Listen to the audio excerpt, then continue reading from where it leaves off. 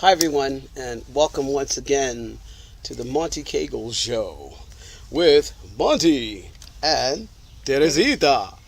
Hi, everyone. Yeah, we just wanted to say hi again and say that we're still here. And we'd like to tell you a little something happened to us. We had a real wake up call the other day. We were on the tram coming back to our home, and it was just really, it was very strange.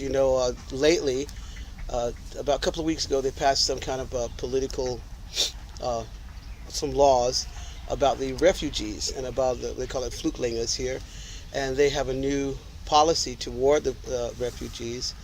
And the thing is, they want to keep all of them out. So it's one thing to see something on the news and you hear blah blah blah blah, but it's another thing when you actually see it happening around you. Like I said, we're in Europe and we have to cross borders when we go to the nearby town. So we were on the tram coming back, and normally there's no um, police or anything on the tram.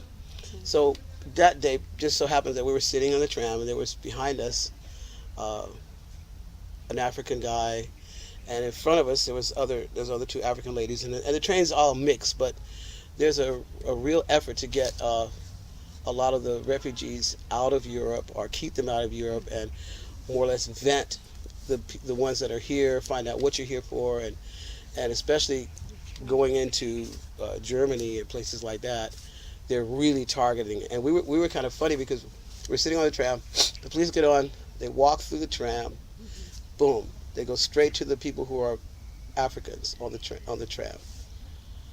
They start asking their papers specifically, and we're sitting on the tram, and behind us is this African guy, and they walked past us. We were sitting there talking. I guess they heard us speak English. They walked past us, and then, boom, right away they got the guy, and they said, "Let me see your papers," to the guy behind us. Sure enough, he pulls his paper out. They said, "Oh, come with us." Then they come to me, Mr. African American, African though, and they said, "Where are you from?" I said, "I'm American." And he went, "Oh." Anyway, it was really funny for me, but it wasn't very funny for the young fellow who was behind us. And they just took him right off the train, boom, and they take them to a holding center, and it's if their papers aren't correct and stuff like that, and they ship them back when they find out where they're from, they just ship them right back, and it's very sad, because it's just sad. So just to let you know, things are happening. It's a real shocker. Like I said, we see something on the news, and then they actually start implementing these new policies. So I hope you all are aware that we are living in a very crucial time. You must know by now, and if you take your head out of the sitcoms and some of the things that you've been watching that are not really current events, it would be good if you take time to look at the news and look at Google things that are happening around you, and be aware of what's going on around you, and all that ties in with we're living a very uh, tough time, which we live in a time of the time of the end. It looks like a lot of the Bible prophecies are being fulfilled right before our very eyes. So there's a lot that the Bible speaks about the end, and some things are very clear, some things are a little not so clear, but I'm personally sure and shocked at the things that are happening on around us and the political moves that are being made. Uh, Last week, that there was also the Brexit uh, debates and things that are going on, and England just left. Now there's The EU. the EU left the EU, European Union, and it's a real shakeup here, and everybody's all excited. All through Europe, they're all excited about it or not so excited about it. So be aware what's going on, and we wanted to especially if you're from Africa, if you see this video, I've been encouraging people for many years, especially Africans, to stay in Africa if it's possible. I know it's hard for people to live under certain conditions that are not so good. I know Africa's a real tough nut, and there's a lot of ups and downs, and large. There's extremely poor, and they're extremely rich. But I would like to encourage young people, it's to not come to try to make that trip to Europe.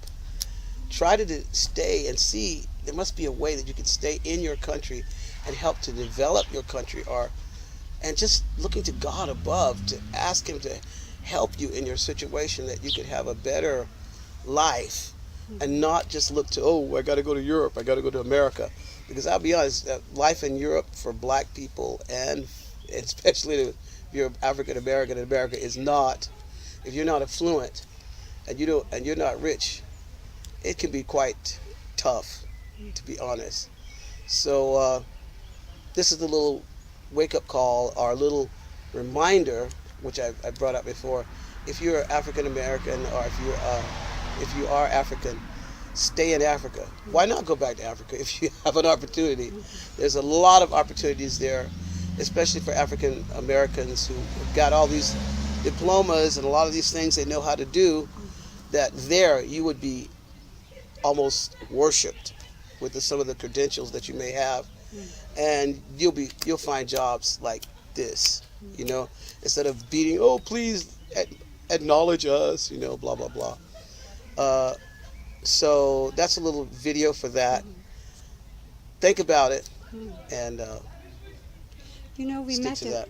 we met a young man the other day in one of these European countries. He's from Nigeria, and he talked to us about the experiences he had. He actually spent about $20,000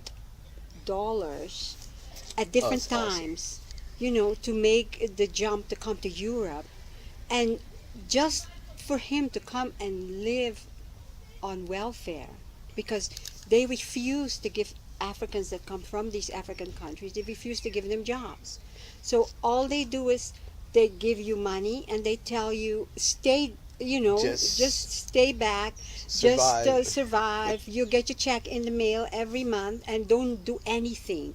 So he's bored, stiff out of his head, because he is actually a young guy. He's only like what, in his His 20s. late 20s. Yeah. And so he says, I don't know what to do. I'm just in the internet from morning to night. But they don't want him to work. They give him everything on a silver platter.